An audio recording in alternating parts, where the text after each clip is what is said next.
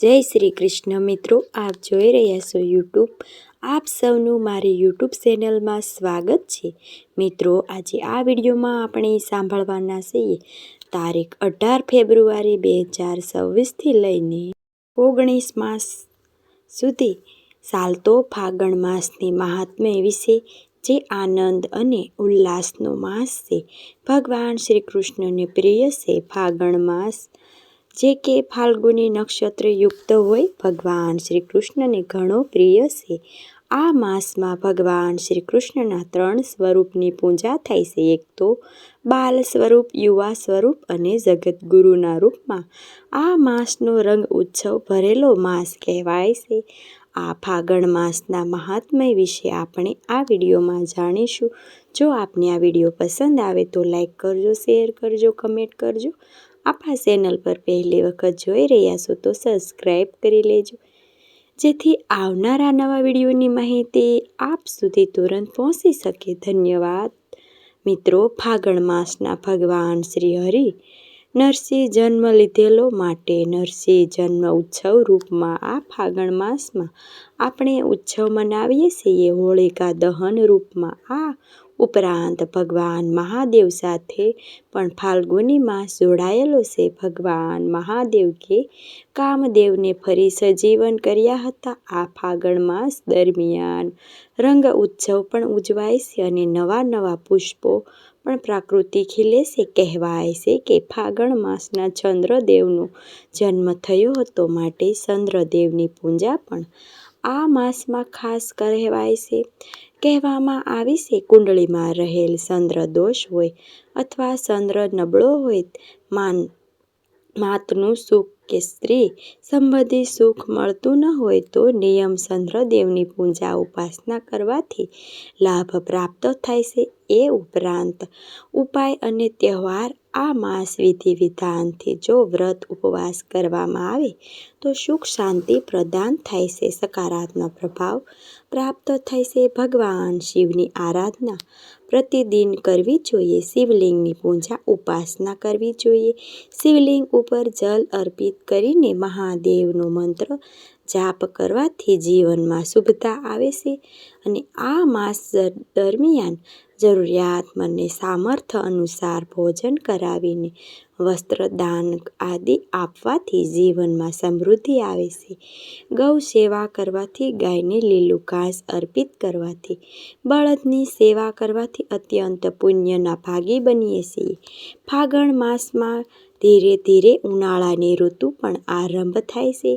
ઋતુ પરિવર્તન થાય છે, માટે ખાનપાનમાં ખાસ ધ્યાન રાખવું. અને અત્યારને રોગચાળો પણ ફેલાય છે, એટલા માટે આપણે હોળિકાનો ઉત્સવ ઉજવીએ છીએ, જેથી કીટાણુ નાશ પામે. ભગવાન શ્રી કૃષ્ણની આ મહિનામાં 3 સ્વરૂપે પૂજા થાય છે. તેમાં ભગવાન શ્રી કૃષ્ણની બાલ ગોપાલના રૂપમાં પૂજા કરવાથી સંતાન સુખની પ્રાપ્તિ થાય છે. યુવા સ્વરૂપ શ્રી કૃષ્ણ ભગવાનની પૂજા કરવાથી દાંપત્ય જીવનમાં મધુરતા રહે છે. અને ગુરુરૂપ ભગવાન શ્રી કૃષ્ણની પૂજા કરવાથી મોક્ષ અને વૈરાગ્ય પ્રાપ્ત થાય છે. માટે આ માસમાં ભગવાન શ્રી કૃષ્ણની પૂજા અવશ્ય કરવી જોઈએ, જે જીવનમાં રંગ ભરે છે. માટે આ માસમાં રંગ ઉત્સવ પણ મનાવાય છે. ભગવાન શ્રી કૃષ્ણની પૂજા ખાસ થાય છે. ખાસ મહત્વ. આ માસની કથા અનુસાર સતપુરાણ યુગમાં આ વાત છે. ધર્માત્મા રાજા રાજ્ય કરતા હતા. જે રાજ્ય એક બ્રાહ્મણ હતા. તેમનું નામ વિષ્ણુ શર્મા હતું. તેમને 7 પુત્ર હતા.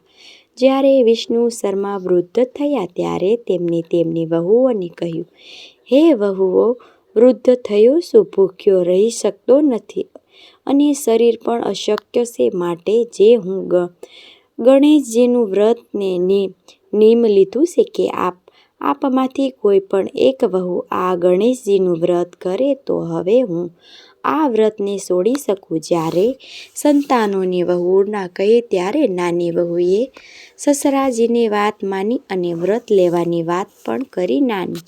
નાની વહુ ભગવાન શ્રી ગણેશનું વ્રત કરે અને સરજીની સસરાજીની સેવા કરે. નાની વહુ સસરાજીને ભોજન કરાવ્યું અને અડધી રાત આમને આમ વીતી ગઈ. જાગતી રહી વિષ્ણુ શર્માને રાત્રે ઉલટી થઈ, જેથી નાની વહુએ તે ઉલટીને સાફ કરી ગંદા વસ્ત્ર સસરાને બદલી આપ્યા. શરીર પણ ધોઈ દીધું. આખી રાત તે ખાધા પીધા વગરની જ ત્યાં સસરાજીની બાજુમાં ખાટલા પાસે બેઠી રહી. ગણેશજી આ બધું જોઈ રહ્યા હતા.